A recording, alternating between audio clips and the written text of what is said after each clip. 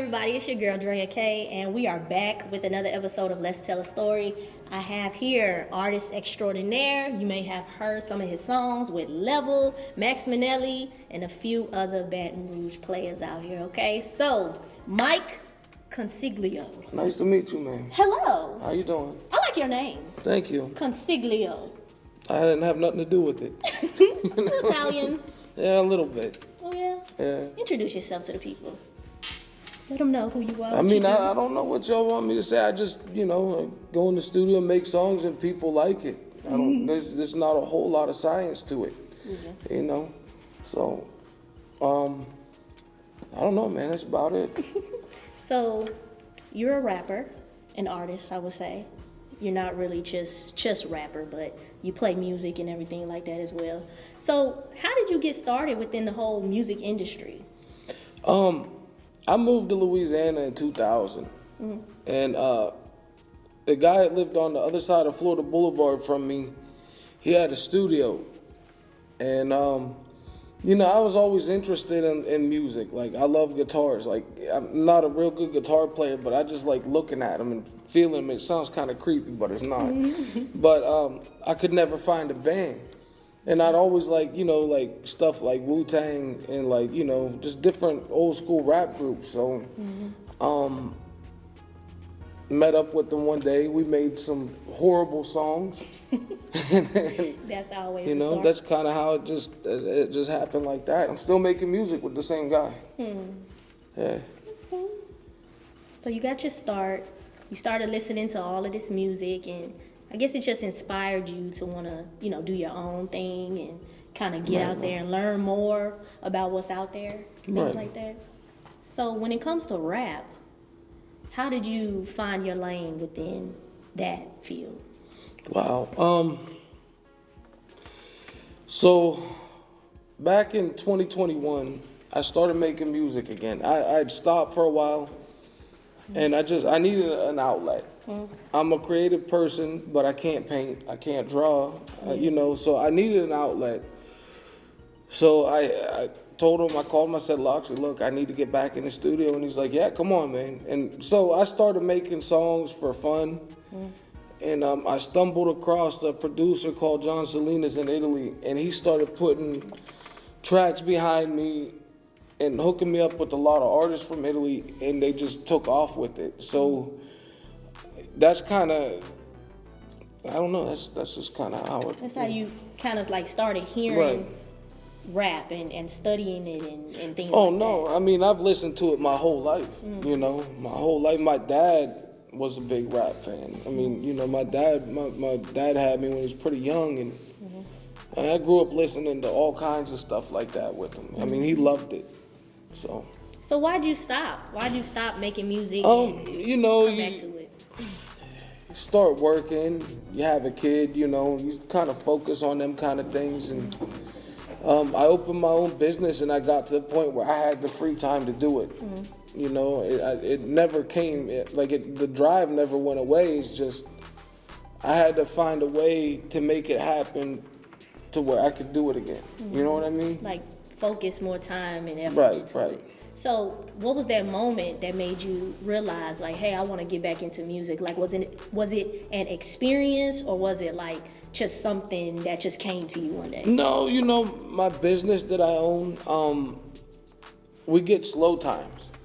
So, I might work a week straight and then have 4 days off. And, I'm not one of them guys you're going to see in the club or at a bar. So, sitting around the house, I started going crazy. It's like, I got to do something creative. And I can't, like I said, I can't paint, I can't draw, I can't do any of them kind of things. So, I'm going to say a bad word, but I'm a professional shit talker. So think about it. That's rap music, right? So that's just how it goes. So what do you now, like, what's the transition of what you used to talk about in your music then versus what you talk about in your music now? Like, what's that? I mean, just I have all kinds of topics. It's strange. I made a song about a werewolf.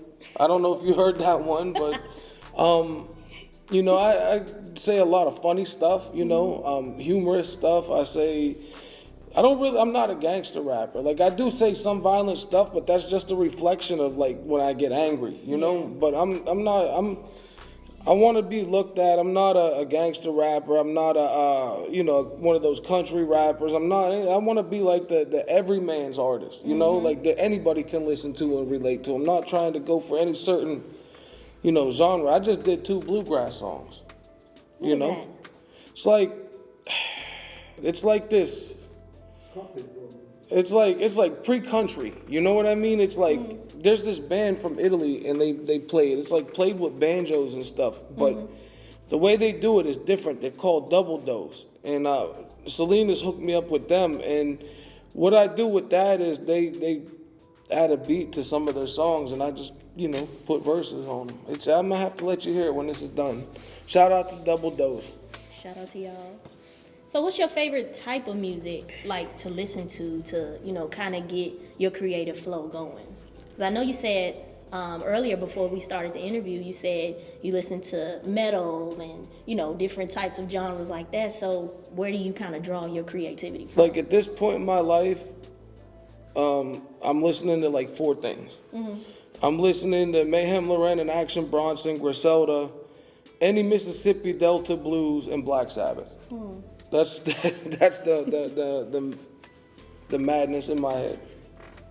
So. And where does that, like, I know when you listen to music, it kind of just like sparks something. It kind of, inspires you to write something. It inspires you to do something. Is that type of music more calming to you, or is it more like getting you in the mood to write, getting you in the mood to create?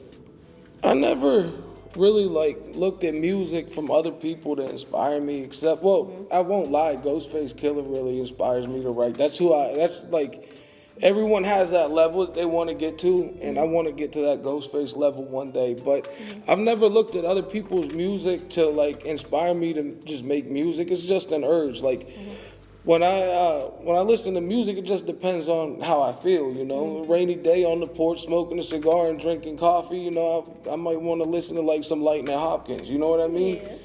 Yeah. I'm, on a road trip and, I might want something, it just depends on moods. But I've never really looked at other people's music as an inspiration for me to write music, It's just like I'll be sitting there and all of a sudden I'm like, oh man, I need to write something, or get some tracks from some of these producers, and sometimes I'll just sit down right away and write it and go to the studio that day. It just depends, I'm rambling, I'm sorry. No, you're not. So. No, you're not. So, the song that you did with Max Minnelli, tell us more about that experience and everything. Hey, Max is a real cool, down-to-earth guy. We haven't released it yet, but I just pretty much messaged him. He was direct. He wasn't one of them go talk to my manager people, Told him what I wanted to do. He's like, all right. He was here in town. I, met up with him in person. We went to the studio and knocked it out. I mean, it was pretty simple process, man. He's pretty solid person, So what about him? What about his music made you want to collaborate with them? I'd never compare myself to such a great artist like him, but I can relate with him on a bunch of levels. And then at the same time, he's from Baton Rouge, but he can also be a lyrical monster. You know what I mean? He's a real diverse artist. And when I moved to Louisiana in 2000, he was I think he was the first artist I heard from Baton Rouge. So, it's like a goal that I accomplished. Thank you, Max, wherever you are. Shout out to y'all. So, are there any other artists that you see yourself collaborating with while you're pursuing music and everything right now? Oh, there's a million artists I want to collaborate with. There's a million of them. The problem I've had with collaborations and meeting people, what is that old saying? Don't ever meet your heroes. They might disappoint you. Oh man, I met some people that I thought were the shit, and they end up being the complete opposite of what I thought they were. And they've, some of them, Wow. Yeah. So that kind of helps you be mindful of who you're collaborating with, who you want to actually do music with. Since music is like such like a sacred creative thing, it kind of makes you mindful of who you attach yourself with and Right. everything like that. Yeah, I'm still in the learning phases of all this. I'm just now starting to make movement and make noise, and everything to this is new to me, I'm seeing this almost through like a child's eyes, if that makes any sense. And a lot of this stuff is disappointing. A lot of this stuff will keep you up at night, believe it or not. But I'm not gonna stop. I enjoy doing this. So what keeps you going? What keeps you motivated? Other than your daughter? My child keeps me motivated. Everybody around me, man, like everybody that I work with and they work with me, people believe in me is what keeps me motivated. Like if I didn't have a team around me, I wouldn't do it. Like I wouldn't continue to do it. Like if there's a million people that this guy back here, Goat, he keeps me going. Loxley keeps me going. John Salinas and Pano keep me going. The guy I'm doing the EP with out of Rhode Island, Lord Willing, he's a monster lyrically. He keeps me going. He pushes me. You have people like Johnny Domino that's kind of kept a foot in my ass and kept me going. Shout out to Johnny Domino. So you're not like any other artist that we've seen. Any other artist that we can even try to compare you to. So where do you see yourself? Like, what lane do you see yourself fitting into, or if you even want to fit in a lane? Like, where do you see yourself kind of standing out in? I don't want to fit in any lane. I want to surprise people.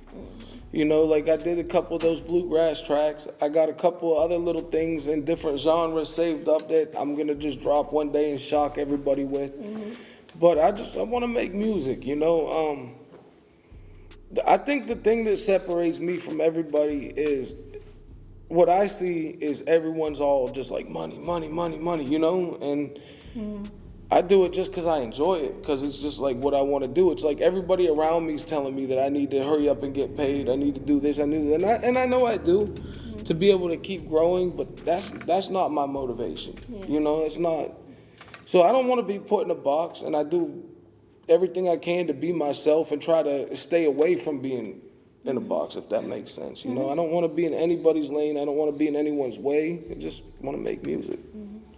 So you say that money isn't the motivator. Like, it's not like the number one motivator. It would be nice, but does that have anything to really do with like you having your own business, you creating your own streams of income to, fund your career and your passion? You ever seen a U-Haul behind a hearse? You can't take it with you. You know what I mean? And yeah, it's nice. I grew up kind of rough and rugged, and we didn't have things. but I'm kind of stoic with that. I've had hundreds of thousands of dollars at one time, and right when 2 months later, had $6 in my pocket. You know what I mean? It's just. It's nice to have. I'd love to have it, don't get me wrong, especially at this age. Now that I'm older, I would probably help out and bless a lot of people, but that's not my main motivator, I just like music, man. I like everything except for this new country garbage they're playing on the radio. I like country. I like that old outlaw country about dope and the cops and stuff like that. Yeah, like I got the best outlaw country song ever. It's called Outlaw Shit by Waylon Jennings, and that's old. Yeah, I'm not real big into all this modernized. Yeah, man, what the hell is that? That's almost as bad as pop, man. Watered down versions of the real thing. Yeah, but that's the beautiful thing about living in the South. Like all music comes from here. Any style of music you can imagine comes from here. I'm a big blues fan, and we're right in the place where it came from.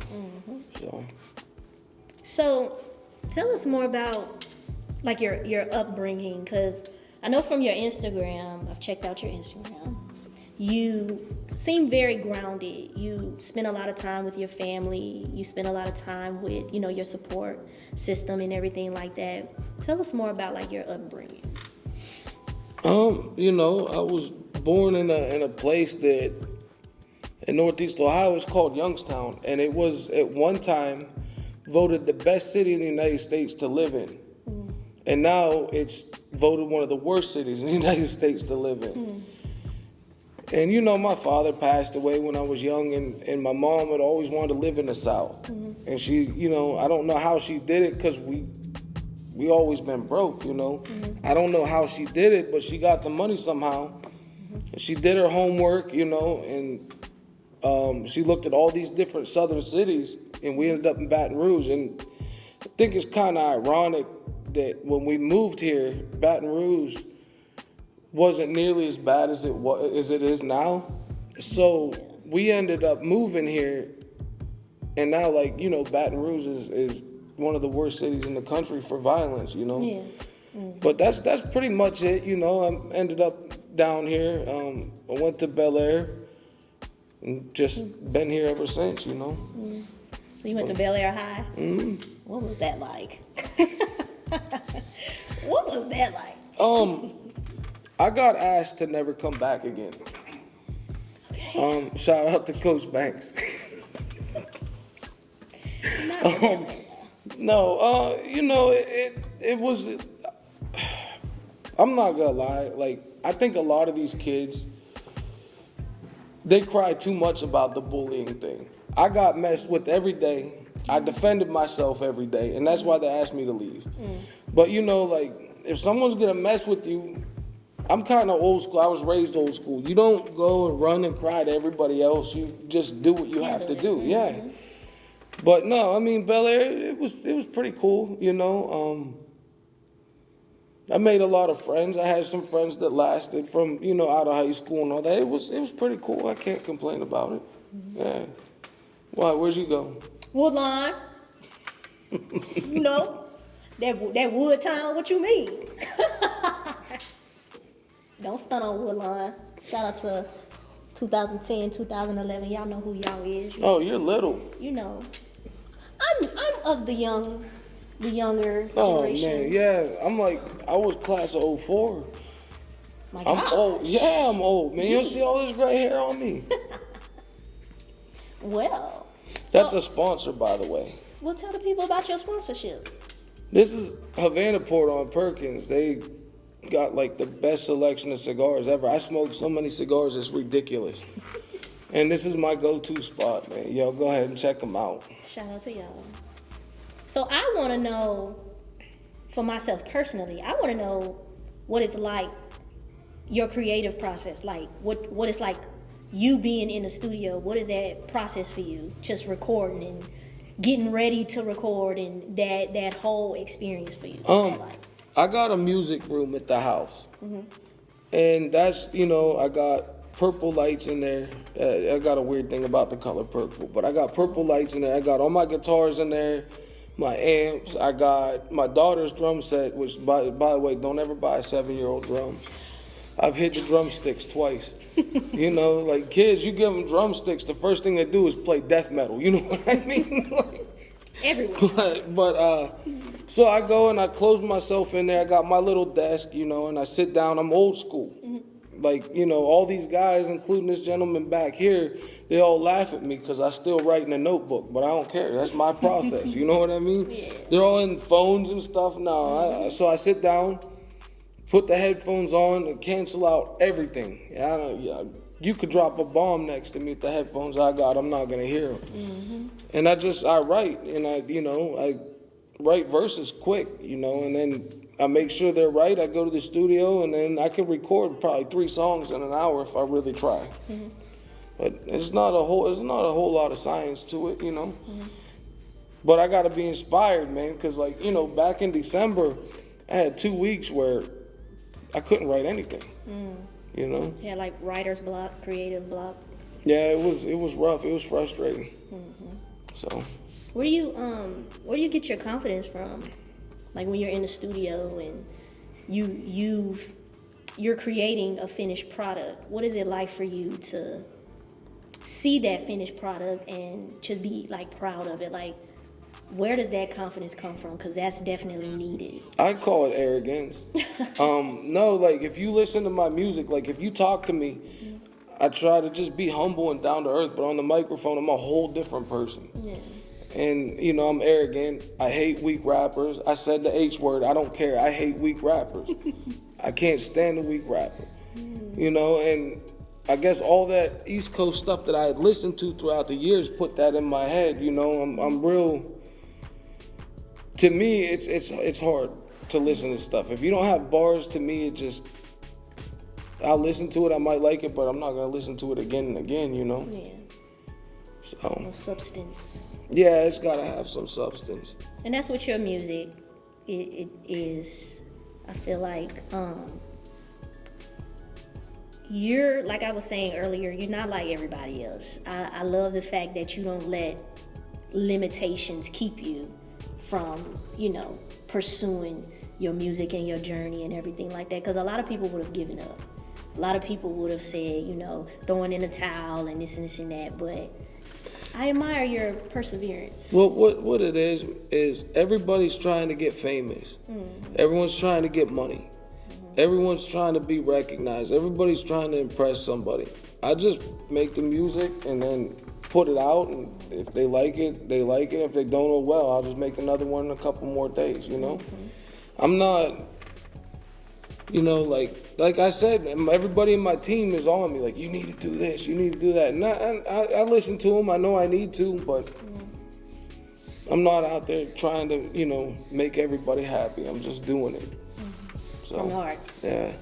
So what's next for you? What do you see yourself doing this year? What do you see yourself accomplishing this year with your music?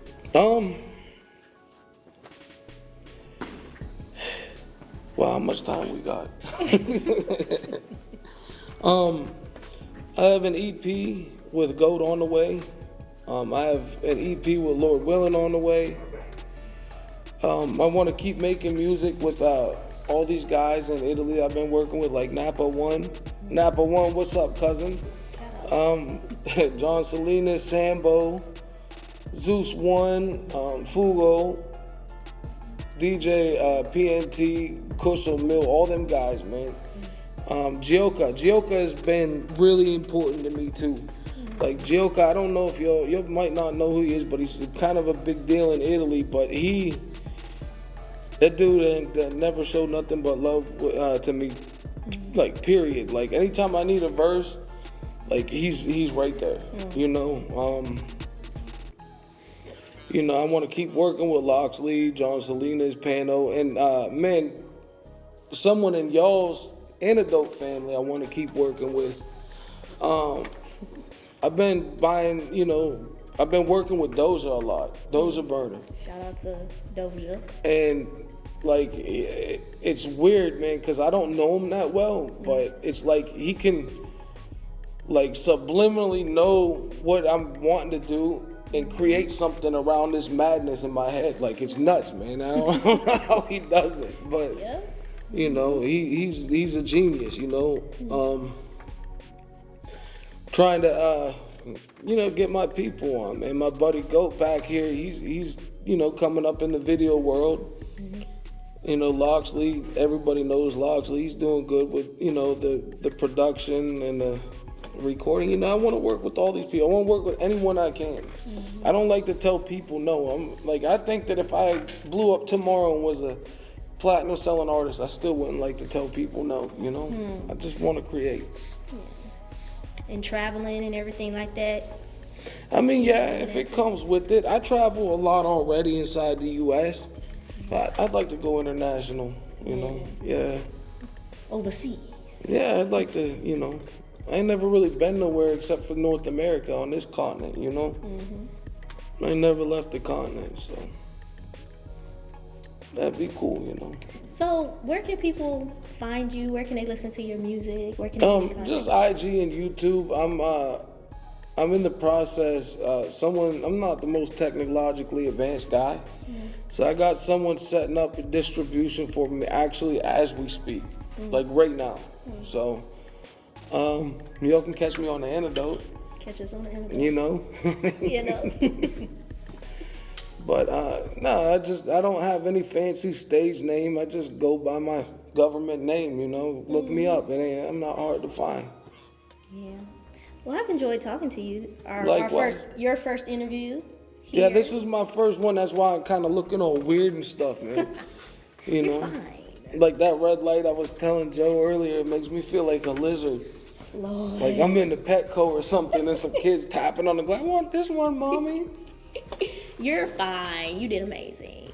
I didn't say any bad words either. That's good. I really tried. Good job. I appreciate your effort. Everybody who knows me, they're probably flinching the whole interview like, oh. Well, this has been another episode of Let's Tell a Story. Make sure you all check out my boy Mike. Check out everything that he has coming up. Follow him. Subscribe to everything that he has. I forgot. What? I gotta shout out Danny Diablo. That guy really helped me a lot. Shout out to him. All right. And make sure you all check out this episode. Make sure you like. Make sure you subscribe to the Antidote Network. If you want to come on, Let's Tell a Story, get at us. We out.